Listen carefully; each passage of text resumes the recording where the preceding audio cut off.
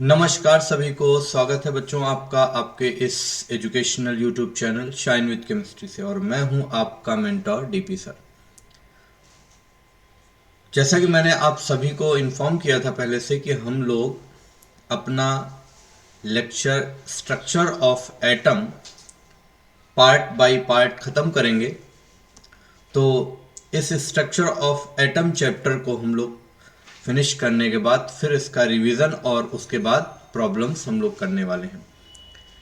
तो समय ना नष्ट करते हुए शुरुआत करते हैं बेटा स्ट्रक्चर ऑफ एटम टॉपिक, यानी ये 11th की फर्स्ट एनसीईआरटी का सेकेंड चैप्टर है और पहला चैप्टर हम लोग ऑलरेडी फिनिश कर चुके हैं।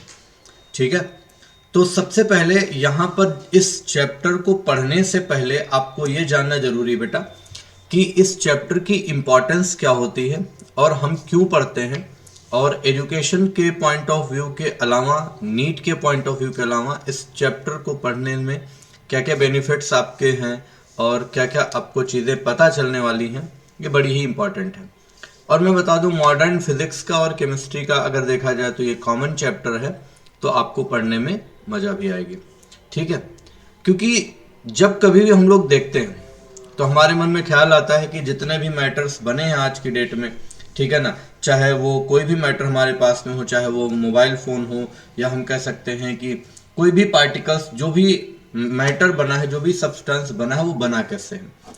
जैसे कि बायोलॉजी के बच्चे भी जानते होंगे कि जब हम ऑर्गेन सिस्टम पढ़ते हैं तो हम शुरुआत करते हैं कि वो सबसे स्मॉल पार्टिकल कौन सा होता है जिससे ऑर्गेन सिस्टम बना है, तो वहाँ पर जवाब आता है कि वो सेल से बना होता है ना।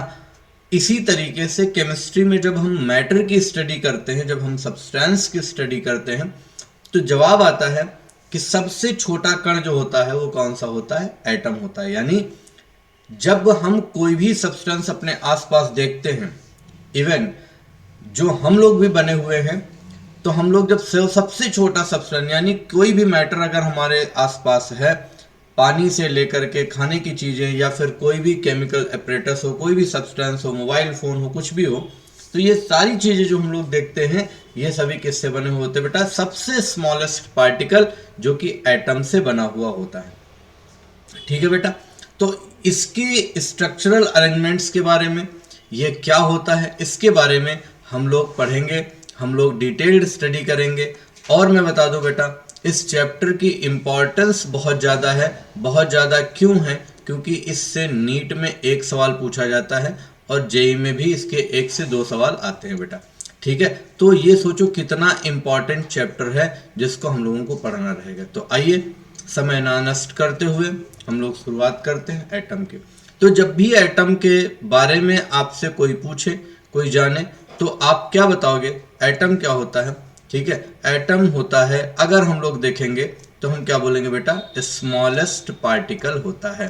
ठीक है ना, क्या कहा जाएगा, बोलो बेटा, स्मॉलेस्ट पार्टिकल होता है। ठीक है ना, कैसा पार्टिकल होता है, बोलो बेटा, स्मॉलेस्ट पार्टिकल होता है। यानी किसी भी मैटर का स्मॉलेस्ट पार्टिकल अगर देखा जाए तो कौन होता है, एटम होता है। अच्छा, अब तुम्हारे मन में ख्याल आ रहा कि सर इस चीज़ के बारे में जाना कैसे गया, तो मैं बता दूं, ये वर्ड जो है पहले एक इंडियन हम कहते हैं ऋषि हुए थे जिन्होंने बोला था, ऋषि कणाद, और उन्होंने बताया था कि एटम जो होता है ये स्मॉलेस्ट पार्टिकल होता है। उन्होंने एटम नहीं बोला था, उन्होंने बोला था एटोमियो, और एटोमियो का मतलब होता है स्मॉल पार्टिकल, यानी बड़ा ही क्षुद्र पार्टिकल होता है जिसको हम लोग एटम कहते हैं। बाद में जब डाल्टन्स थियरी आई तब लोगों को पता चला कि मैटर का सबसे स्मॉल पार्टिकल कौन होता है, एटम होता है। तो हम कह सकते हैं कि स्मॉलेस्ट पार्टिकल किसी भी मैटर का कौन सा होता है, हमारा एटम होता है। ठीक है, फिर जब आगे स्टडी होती गई तो वहां पर पता चला, क्या पता चला, कि सब एटॉमिक पार्टिकल्स भी होते हैं। यानी अगर हम लोग देखें तो एटम्स की स्टडी जब हम करते हैं, तो एटम की स्टडी करते हैं, तो एटम की स्टडी में हमें क्या पता चला कि एटम होता है, और एटम के ही अंदर हम लोग अगर देखें तो बेटा एटम के ही अंदर क्या होता है, एक छोटा सा हम लोग ऐसे पार्टिकल्स देखते हैं, इस तरीके से देखते हैं। ठीक है ना, बीच में जो सेंटर पर होता है, आगे इसको हम लोग पढ़ेंगे भी, क्या होता है, यहीं पर पॉजिटिव पार्ट होता है और इस जगह पर देखा जाए तो ये इलेक्ट्रॉन्स घूमते रहते हैं। और न्यूक्लियस के ही अंदर देखा जाए तो एक ऐसा भी पार्टिकल होता है जिस पर कोई भी चार्ज नहीं होता है, उन्हें हम सब एटॉमिक पार्टिकल्स कहते हैं। यानी जब धीमे धीमे डिस्कवरी होती गई तो हमें पता चला कि एटम जो स्मॉल पार्टिकल है उसके भी अंदर छोटे छोटे पार्टिकल्स होते हैं और उन्हें क्या बोला जाता है, सब एटॉमिक पार्टिकल्स बोला जाता है। ओके बेटा, क्या बोला जाता है जल्दी से बताइए, सब एटॉमिक पार्टिकल्स बोला जाता है। और वो सब एटॉमिक पार्टिकल्स कौन कौन से हैं, तो पहले नंबर पर आप देख रहे हो बेटा, फर्स्ट नंबर पर है ना, कौन सा है, इलेक्ट्रॉन। वहीं पर देखा जाए तो सेकंड नंबर पर कौन सा है, बोलो बेटा, प्रोटॉन। और थर्ड नंबर पर जो हम पढ़ रहे हैं वो कौन सा होता है, बोलो भाई, इलेक्ट्रॉन यानी न्यूट्रॉन होता है। तो इलेक्ट्रॉन, प्रोटॉन, न्यूट्रॉन यानी ये तीन हम सब एटॉमिक पार्टिकल्स देखते हैं। और इनको पहचाना कैसे गया, ये जो होते हैं ये कैसे होते बेटा, नेगेटिवली चार्ज्ड होते हैं। ठीक है ना, ये कैसे होते हैं, नेगेटिवली चार्ज्ड पार्टिकल होते हैं। यानी नेगेटिवली चार्ज्ड पार्टिकल जो होंगे उन्हें इलेक्ट्रॉन बोलेंगे। और अगर देखा जाए तो पॉजिटिवली चार्ज्ड पार्टिकल जो होते हैं उनको हम लोग क्या बोलते हैं, पॉजिटिवली चार्ज्ड पार्टिकल होते हैं वो प्रोटॉन होते हैं। और जो न्यूट्रॉन होते हैं उन पर अगर देखा जाए तो कैसा होता है, कोई भी चार्ज नहीं होता है। आप ऐसा समझ लो कि जब आप देखते हो तो पृथ्वी पर तीन तरह के ही तो इंसान पाए जाते हैं। एक वो जो हमेशा कुछ न कुछ ऊटपटांग सोचते रहते हैं, ठीक है, कुछ ना कुछ नेगेटिव सोचते रहते हैं कि हाँ कैसे क्या किया, ये क्या, वो नेगेटिवली चार्ज पार्टिकल होते। दूसरे जो हमेशा हर चीज को, उनको गाली भी दे दो ना तो लोग बोलेंगे अरे नहीं कुछ अच्छा ही सोचा होगा इसलिए दिया होगा। ठीक है, तो ऐसे जो होते हैं उनको हम लोग क्या बोलते हैं, पॉजिटिवली चार्ज पार्टिकल बोलते हैं। लेकिन कुछ ऐसे होते हैं जो बिल्कुल इनर्ट टाइप के होते हैं, जिनसे कोई मतलब नहीं होता, दीन दुनिया से वो परे हो चुके होते हैं, ठीक है ना, सन्यासी प्रवृत्ति के होते हैं जिन्हें हम कह सकते हैं, उन पर कोई चार्जेस नहीं होते और उन्हें हम लोग क्या बोलते हैं, न्यूट्रॉन बोलते हैं। ठीक है, और आप ही देखो जैसे आप पढ़ते हो तो आपकी क्लास में तीन तरीके के स्टूडेंट होते हैं। एक जो बड़े शैतान होते हैं, ठीक है, बड़े शैतान टाइप के होते हैं जो कुछ ना कुछ खुराफात सोचते रहते, कहीं हु हल्ला मचा दिया, कुछ भी बोल दिया, ठीक है, कहीं किसी पे कमेंट कर दिया। तो वो कैसे होते हैं, वो इलेक्ट्रॉन होते हैं बेटा, वो नेगेटिवली चार्ज होते हैं। और एक वो होते हैं, है ना, जो बड़ा ही, अगर मान लो चीटिंग भी करे, टीचर ने पूछ दिया, एग्जाम में चीटिंग किया, पूछ दिया टीचर ने, हाँ किया, बोल देते हैं हाँ सर थोड़ी सी की थी हमने, तो वो कैसे होते हैं, पॉजिटिवली चार्ज में आ जाते हैं। वहीं पर अगर देखा जाए एक वो होते हैं जिनसे कोई मतलब नहीं, क्या किया क्या नहीं किया बिल्कुल कोई मतलब नहीं होता, वो कैसे होते हैं, बिना चार्ज वाले होते हैं और उन्हें न्यूट्रॉन बोलते हैं। सेम ऐसे ही हम लोग एटम्स में ही सब एटॉमिक पार्टिकल्स, तीन पार्टिकल्स पढ़ते हैं, क्या, इलेक्ट्रॉन, प्रोटॉन एंड न्यूट्रॉन। एक वो जो नेगेटिवली चार्ज होते हैं, एक वो जो पॉजिटिवली चार्ज होते, और एक वो होते बेटा जिन पर कोई चार्ज नहीं होता, यानी वो हम लोग न्यूट्रॉन्स बोलते हैं। इसीलिए देखो इलेक्ट्रॉन पर अगर देखा जाए तो नेगेटिव चार्ज होता है, और नेगेटिव चार्ज होने की वजह से हम लोग इसको, पता है, शुरुआत में इलेक्ट्रॉन नहीं बोला था, शुरुआत में इसको देखा जाए तो बोला गया था नेगेट्रॉन। ठीक है ना, हम लोग अभी भी उस डिस्कवरी पे आएंगे, लेकिन अब आपको यहां पर पता चल चुका है इतने देर में कि सबसे स्मॉलेस्ट पार्टिकल मैटर का हम लोग कौन सा पढ़ते हैं बेटा, हम लोग पढ़ते हैं सबसे स्मॉलेस्ट पार्टिकल, और वो होता है एटम। एटम के भी अंदर बहुत छोटे छोटे पार्टिकल्स आते हैं जिनको सब एटॉमिक पार्टिकल्स कहते हैं, है ना, और उन्हें क्या बोला जाता है, उन्हें बोला जाता है इलेक्ट्रॉन, प्रोटॉन और न्यूट्रॉन। अब मैं आपको एक बात बता दूं, जैसे आप यहाँ पर देख रहे होगे, है ना, ये सारी चीजें मैंने बता दी, ये आप यहाँ पर देख रहे होगे, है ना, तो इसको ध्यान से समझ लो और ध्यान से जरा देख लो। अंदर जो होता है एटम इस तरीके से होता है, तो इसको हम लोग क्या बोलते हैं, न्यूक्लियस बोलते हैं बेटा, है ना, न्यूक्लियस बोलेंगे। और ये जो होता है ये न्यूक्लियस के साइड का एरिया होता है। यहां पर होता है इलेक्ट्रॉन, राइट, और न्यूक्लियस के अंदर अगर देखा जाए तो कौन होता है, प्रोटॉन एंड न्यूट्रॉन होता है। इसीलिए कभी भी अगर देखा जाए तो इसको याद रखना बेटे, हैशटैग पॉइंट बना करके, क्या, कि प्रोटॉन और न्यूट्रॉन जो होते हैं ये न्यूक्लियस के अंदर पाए जाते हैं। तो बेटा इन्हें हम लोग एक छोटी सी और बड़ी आसान भाषा में क्या बोलते हैं बेटा, इन्हें हम बोलते हैं न्यूक्लियॉन्स। ओके, क्या बोलेंगे, न्यूक्लियॉन्स बोलते हैं। ठीक है, तो तुमसे कोई पूछ ले न्यूक्लियॉन्स कौन है, जो न्यूक्लियस के अंदर पाए जाते हैं, इनसाइड द न्यूक्लियस होते हैं, उन्हें हम लोग क्या बोलते हैं, न्यूक्लियॉन्स बोलते हैं। क्लियर है ना बेटा। चलिए, तो यहां तक हम लोगों ने बात समझ ली। अब आते हैं कि ये जो इलेक्ट्रॉन प्रोटॉन न्यूट्रॉन थे, इनको खोजा कैसे गया, इनको जाना कैसे गया।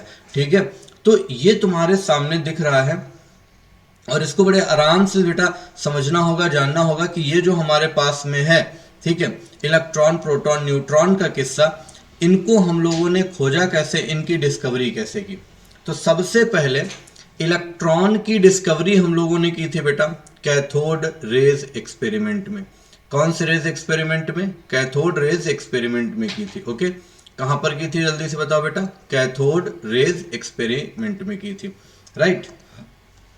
और कैसे की थी आइए जरा समझ लेते हैं। सबसे पहले हम लोगों ने इस तरीके का एक सेटअप बनाया था और जिसमें ये इलेक्ट्रिसिटी हमने लगाई थी, इलेक्ट्रिसिटी का सोर्स लगाया था। ये आप देख रहे होंगे पॉजिटिव एंड नेगेटिव टर्मिनल्स हैं। ये हमने टर्मिनल कैथोड बनाया था, है ना। और कैथोड के साथ साथ अगर देखा जाए तो यहाँ पर ये टर्मिनल कैसा था? एनोड था।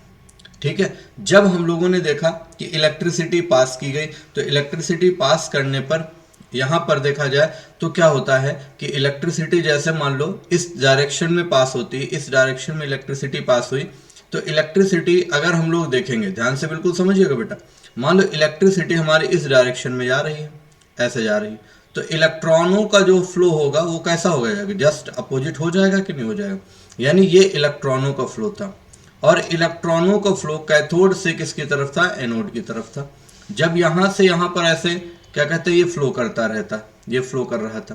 ठीक, तो हम लोगों ने वहां पर क्या किया था, एक सिलिंड्रिकल ग्लास ट्यूब को ऐसे फिट किया, उसमें दो टर्मिनल्स लगाए, उसको सोर्स ऑफ इलेक्ट्रिसिटी से कनेक्ट कर दिया और जब कनेक्ट किया और वहां पर इलेक्ट्रिसिटी पास की तो हमने देखा कि जो है एक बीम, एक रे टाइप की कैथोड से एनोड की तरफ जा रही है। ठीक है ना, ऐसे मान लो इस तरीके से टर्मिनल इधर से इधर की तरफ जा रही है, यानी एक बीम जो है वो किधर से किधर जा रही है? कैथोड से एनोड की तरफ एक पतली सी बीम ऐसे जा रही है। जब इलेक्ट्रॉन माइक्रोस्कोप से ऑब्जर्व किया गया, उसको देखा गया तो वहां पर पतली सी बीम दिखी थी, तो उसे बोला गया था कैथोड रेज। अब तुमको पता है कैथोड कैसा होता है? नेगेटिव टर्मिनल होता है, तो उसने इलेक्ट्रॉनों को निकाला, नेगेटिव से पॉजिटिव टर्मिनल की तरफ जा रही थी, तो उनको क्या बोला गया था? Cathode rays. और उनमें छोटे छोटे जो पार्टिकल्स होते थे, उन पार्टिकल्स को बोला गया था नेगेट्रॉन। यानी शुरुआत में क्या बोला गया था? नेगेट्रॉन बोला गया था बेटा। ठीक है ना, बाद में उसको क्या बोला गया था? स्टोनी ने क्या बोला था? इसे इलेक्ट्रॉन बोला था। ठीक है ना, क्लियर। तो आइए जरा देखते हैं क्या sir J Thomson using a cylindrical hard glass tube fitted with two metallic electrode discovered electrons। ठीक है, this tube was known as discharge tube। ये जो आपको ट्यूब दिख रही है ये कौन सी ट्यूब थी? इसको डिस्चार्ज ट्यूब बोला गया था, लिखा भी हुआ है। ठीक है, क्या बोला गया था बेटा? डिस्चार्ज ट्यूब कहा गया था। ठीक, अब डिस्चार्ज ट्यूब लिया गया, अब वहां पर high amount of electricity pass किया गया था, लगभग कितने वोल्ट? 10,000 वोल्ट का करंट जो है वहां पर पास किया। ठीक है, through the tube at very low pressure, यानी इस ट्यूब के अंदर का जो प्रेशर था, ठीक है ना, वो प्रेशर कैसा लिया गया था बेटा? लो प्रेशर लिया गया था। ठीक है, अब वहीं पर जब लो प्रेशर लिया गया, हाई वोल्टेज का करंट पास किया गया, तो हुआ क्या? आगे लिखा cathode rays emerged from cathode and move towards anode. Slowly किधर मूव करने लगा? एनोड की तरफ मूव करने लगा। ठीक है बेटा, किसकी तरफ मूव करने लगा? एनोड की तरफ मूव करने लगा। क्लियर है ना। और वहीं पर देखा गया कि वो कैथोड रेस जो थी वो किसकी बनी हुई थी? Made up of negatively charged particle named electron. यानी शुरुआत में बेटा इलेक्ट्रॉन नहीं बोला गया था, क्या बोला गया था? मैंने बोला था उनको बोला गया था नेगेट्रॉन। ठीक है ना, क्या बोला गया था? बोलो बेटा, नेगेट्रॉन बोला गया था। बाद में नेगेट्रॉन से क्या बना था? इलेक्ट्रॉन बना था। क्लियर है ना। तो कुछ इस तरीके से कैथोड रेज एक्सपेरिमेंट से हाई वोल्टेज इलेक्ट्रिसिटी जब पास की गई थी तो वहां पर एक बीम आपको कैथोड से एनोड की तरफ मूव करती हुई दिखी थी, जिसको हम लोगों ने क्या बोला था कि कैथोड रेज हैं, और इन्हें हम लोगों ने उन पार्टिकल्स को क्या बोला था? इलेक्ट्रॉन बोला था। अब देखो जरा यहाँ पर कुछ इंपॉर्टेंट पॉइंट्स हैं। इलेक्ट्रॉन पर अगर चार्ज की बात करें, क्योंकि इलेक्ट्रॉन कैसा होता है? नेगेटिवली चार्ज होता है, तो इलेक्ट्रॉन पर जो चार्ज मेजर किया गया था वो कितना चार्ज मेजर किया गया था? ये देखो यहाँ पर मेंशन भी है, सभी बच्चे इसको ध्यान रखेंगे, हालांकि बहुत सारे बच्चों को पहले से पता होगा। माइनस का 1.6 into 10 to the power -19 coulomb, ठीक है ना, -19 कूलम। और ये चार्ज कौन से एक्सपेरिमेंट में पता किया गया था? उस एक्सपेरिमेंट का नाम था बेटा ऑयल ड्रॉप एक्सपेरिमेंट। कैसा था? ऑयल ड्रॉप एक्सपेरिमेंट, ठीक है। मुल्कन साहब ने इस ऑयल ड्रॉप एक्सपेरिमेंट को कंडक्ट किया था, और ऑयल ड्रॉप एक्सपेरिमेंट से ही अभी मैं थोड़ी देर में एक्सप्लेन भी करूंगा, आपको बताऊंगा अभी कैसे ऑयल ड्रॉप एक्सपेरिमेंट से इलेक्ट्रॉन पर चार्ज निकाला गया था, ठीक है ना। अब जब मुल्कन साहब ने ऑयल ड्रॉप एक्सपेरिमेंट किया तो वहां से जो चार्ज निकाला इलेक्ट्रॉन पर, कितना चार्ज होता है? वो होता है बेटा माइनस का 1.6 into 10 to the power -19 coulomb, okay. अगर यही प्रोटॉन का होता तो माइनस की जगह क्या हो जाता बेटा? प्लस हो जाता है, यानी प्लस का 1.6 into 10 to the power -19 coulomb. क्यों ऐसा क्यों हो रहा? क्योंकि इलेक्ट्रॉन एंड प्रोटॉन्स जो हैं वो न्यूट्रल एटम में कैसे होते हैं? सेम होते हैं, क्योंकि एटम जो होता है वो इलेक्ट्रिकली न्यूट्रल भी होता है, ठीक। अब देखिए ध्यान से, स्पेसिफिक चार्ज जो होता है, हमेशा याद रखना बेटा, E/m जो होता है उसको क्या बोला जाता है? स्पेसिफिक चार्ज बोला जाता है, ओके बेटा। क्या बोला जाएगा? स्पेसिफिक चार्ज बोला जाता है, ठीक। तो ये जो स्पेसिफिक चार्ज होता है ये क्या कहलाएगा? E/m। ये जे थॉमसन ने निकाला था, और ये E/m याद रखिएगा। E मतलब चार्ज और m मतलब क्या होता? मास। जब दोनों का रेशियो निकाला गया बेटा तो कितना आया था? 1.7 right, 1.758 into 10 to the power 11 coulomb पर केजी। अगर ग्राम में पूछा जाए तो ग्राम के हिसाब से निकाल लेना बेटा, ठीक है। Rest mass of electron is, यानी ये नीट 2023 का क्वेश्चन भी है, याद रखिएगा बेटा। इलेक्ट्रॉन पर मास कितना होता है? मास होता है 9.109 into 10 to the power -31 KG. Gram में है तो पता ही है, ठीक है ना। 10 टू द पावर 3 कर देंगे बेटा, ठीक है ना। 10 टू द पावर 3 करेंगे कितना हो जाएगा? जल्दी से बताओ, निकालोगे ना? बहुत बढ़िया। तो यहाँ पर कितना आ जाएगा? ये तुम्हारा आ गया ग्राम में आ जाएगा, ठीक। U मतलब AMU में, U मतलब क्या है? U मतलब क्या है बेटा? AMU है ये, और AMU में कितना होता है? 1/1837 AMU होता है। तो यहाँ पर आपको इलेक्ट्रॉन के बारे में कुछ सुपरफिशियल इंफॉर्मेशन मिल गई है, जिसको आपको याद रखना बेटा, ठीक है। तो इतनी बात आपको समझ में आ गई होगी। E/m इंपॉर्टेंट है और मास इंपॉर्टेंट है, एक बार पूछा जा चुका है, तो इसे याद रखना। चार्ज कहां पर निकाला गया था? मुल्कन्स ऑयल ड्रॉप एक्सपेरिमेंट में, ठीक है। चलिए नेक्स्ट है प्रोटॉन की डिस्कवरी कैसे की गई थी। जिस तरीके से इलेक्ट्रॉन की डिस्कवरी की गई थी बेटा, कि डिस्चार्ज ट्यूब लेकर के वहां पर हाई वोल्टेज का करंट पास किया गया था, इसी तरीके से हम लोगों ने क्या किया था? सेम वही अरेंजमेंट जब बनाया था, और सेम वही अरेंजमेंट बना करके हम लोगों ने देखा था और समझा था क्या, कि जो कैथोड है, जैसे पहले में क्या था? कैथोड से एनोड की तरफ गया था, ठीक। तो यहां पर अरेंजमेंट देखो कुछ चेंज था, थोड़ा सा चेंज था। कैसे चेंज था मैं आपको समझा रहा हूं, जरा ध्यान दीजिएगा, यहीं पर समझिएगा बेटा, ठीक है ना। हम लोगों ने क्या किया था? इस तरीके का एक स्ट्रक्चर बना था। इस तरीके से हम सोच सकते हैं कि ये देखो ट्यूब ली गई थी बेटा, ठीक है ना। इस तरीके से क्या ली गई थी? ट्यूब ली गई थी, ध्यान देना भाई, है ना। और इस जगह पर जब देखोगे तो हम लोगों ने जो कैथोड लिया था, वो कैथोड कैसा लिया था? ऐसा कैथोड लिया था जो पोरस था, यानी कि वहां पर जिसमें क्या है? होल्स हो, ठीक, क्लियर। और दूसरा जो हम लोगों ने लिया था वो क्या लिया था बेटा? एनोड लिया था। कैसा लिया था? एनोड लिया था। और इनको सोर्स ऑफ इलेक्ट्रिसिटी से हम लोगों ने कनेक्ट कर दिया था, ठीक है। सोर्स ऑफ इलेक्ट्रिसिटी से हम लोगों ने क्या किया था? कनेक्ट कर दिया था। अच्छा, एक चीज और मैं बता दूं बेटा, यहां पर जो था इसके पीछे हम लोगों ने एक परत लगा दी थी जो गोल्ड की फॉइल थी, ठीक है, राइट। या हम कह सकते हैं ZnS की लेयर थी, ठीक। किसकी लेयर थी? जिंक सल्फाइड की लेयर थी। ZnS की लेयर बना दी थी, मान लो हमने ZnS की लेयर बना दी थी यहाँ पर, ओके बेटा। या आप कह सकते हो कि पीछे कोई ऐसी लेयर बना दी थी जिससे यहाँ पर जाए तो इसको हिट करे तो पता चले। अब यहाँ पर क्या हुआ था? जब हाई वोल्टेज का करंट पास किया गया था, तो हाई वोल्टेज का करंट पास होने पर एनोड से किसकी तरफ? कैथोड की तरफ बीम गई थी, और इनसे ऐसे निकल करके उधर टकरा रही थी, ठीक है, ऐसे टकरा रही थी। तो यहां पर पता चल गया था कि ये जो रेज निकल रही हैं, ये कहां से निकल रही है भैया?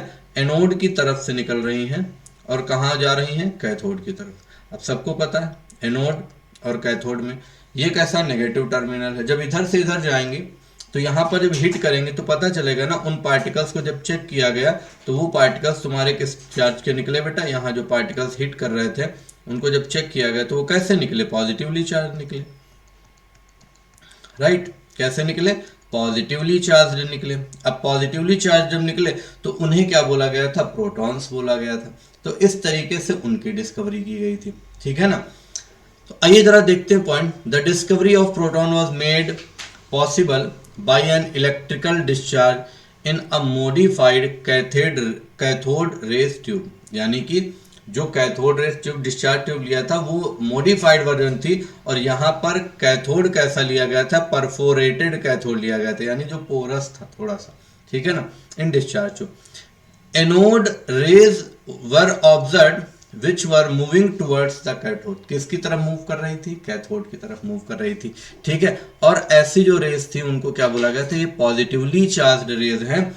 और एक बड़ी इंपॉर्टेंट बात बच्चों, और वो इंपॉर्टेंट बात क्या है कि अगर तुमसे क्वेश्चन पूछा जाए, क्या क्वेश्चन पूछा जाए कि कैनाल रेज किसको बोलते हैं, तो तुरंत बता देना, ये पढ़ा भी होगा।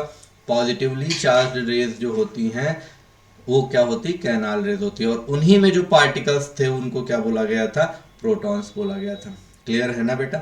आइए जरा यहाँ पर मास जो होता है प्रोटॉन्स पर कितना होता है बेटा, 1.67 इंटू 10⁻⁻27 kg, या 1 AMU हम लोग बोलते हैं, ठीक है ना।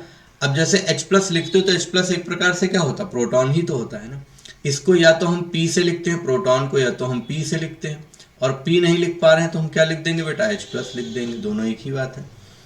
चार्ज कितना होता है, मैंने बोला था ना, इलेक्ट्रॉन में कितना होता है, माइनस होता है।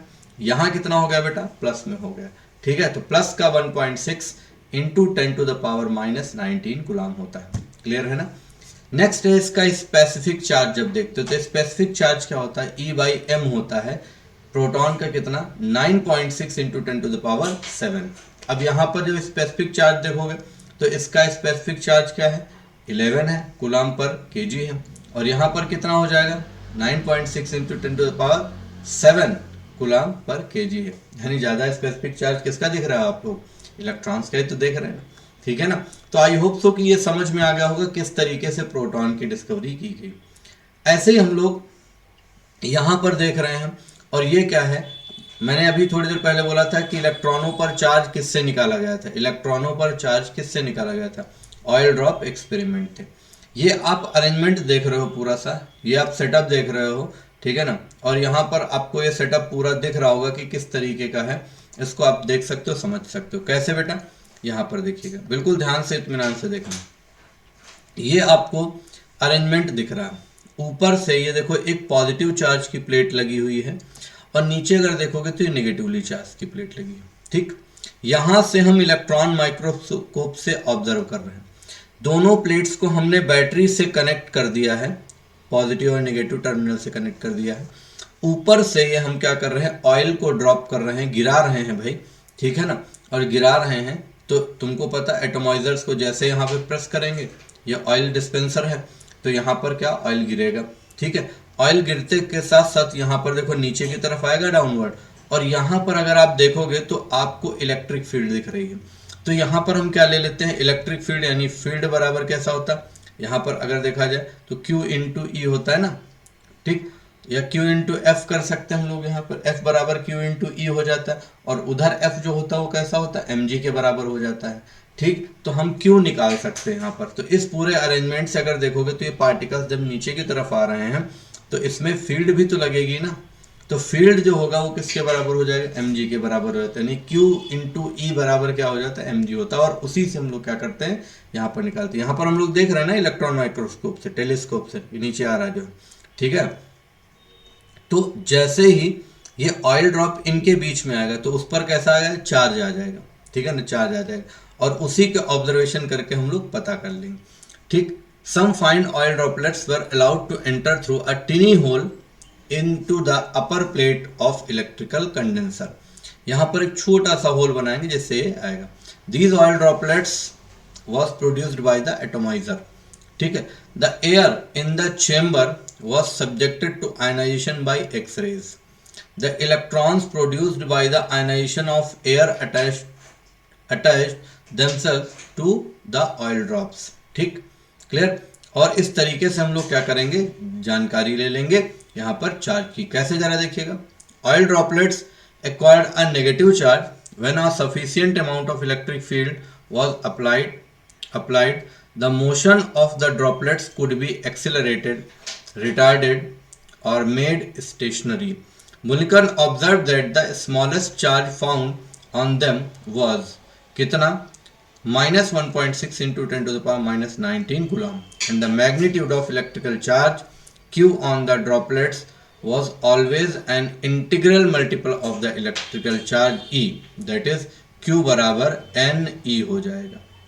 ठीक है, तो यहां से हम लोग निकाल सकते हैं आराम से चार्ज की वैल्यू। क्लियर है ना।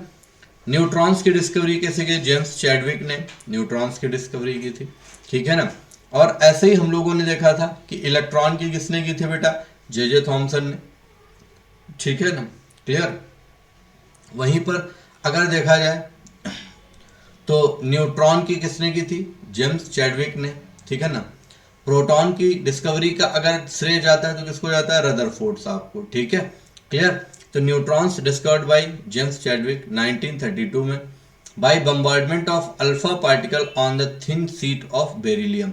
बेरिलियम की थिन सीट पर जब अल्फा पार्टिकल्स यानी हीलियम न्यूक्लियस जो होता है उसको अल्फा पार्टिकल्स बोलते हैं, तो इसकी बम्बार्डिंग कराई गई थी। तो वहां पर एक बिना चार्ज का हैवी पार्टिकल्स बाहर निकला था, क्योंकि न्यूट्रॉन कैसा होता, भारी होता लेकिन उस पर चार्ज कोई नहीं होता, बाहर निकला था। तो ऑब्जर्वेशन के बाद पता चला कि वही क्या है बेटा, न्यूट्रॉन्स है।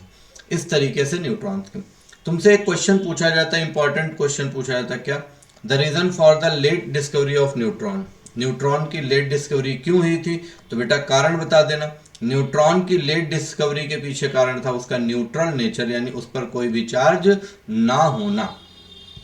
मास कितना था बेटा, मास था न्यूट्रॉन पर 1.675 into 10 to the power -27 kg, या एमयू में लिखोगे तो 1.00866 एमयू।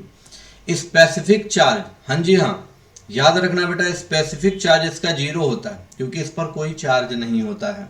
ठीक है ना, मास तो होता है लेकिन चार्ज नहीं होता। इसीलिए न्यूट्रॉन का स्पेसिफिक चार्ज कैसा होता है, 0 होता है, कम होता है सब। ठीक है, तो आपने स्पेसिफिक चार्ज सबसे ज्यादा किसका देखा, इलेक्ट्रॉन का। यहां पर अगर मैं कहूं स्पेसिफिक चार्ज जो होता है, ठीक है, specific charge, right, specific charge वो सबसे ज्यादा इलेक्ट्रॉन, फिर हम प्रोटॉन, और सबसे कम किसका देखते हैं बेटा, न्यूट्रॉन का देखते हैं। क्यों, क्योंकि न्यूट्रॉन पर कोई भी चार्ज नहीं होता है। तो यहां तक सभी को बेटा समझ में आ गई ये बात। ठीक है, तो यहां तक आप आराम से देख सकते हो, समझ सकते हो। ठीक है, और फिर हम लोग इसके बाद टॉपिक्स में डिस्कस करने वाले बेटा एटॉमिक मॉडल्स, राइट। ठीक है, तो पहले ये इंट्रोडक्शन पार्ट जो है ये कवर कर लेंगे। देखो E/m रेशियो पूछा गया, E/m ratio of proton, alpha particle and electron. तो इसका आंसर आप लोग कमेंट सेक्शन में मेंशन करिएगा।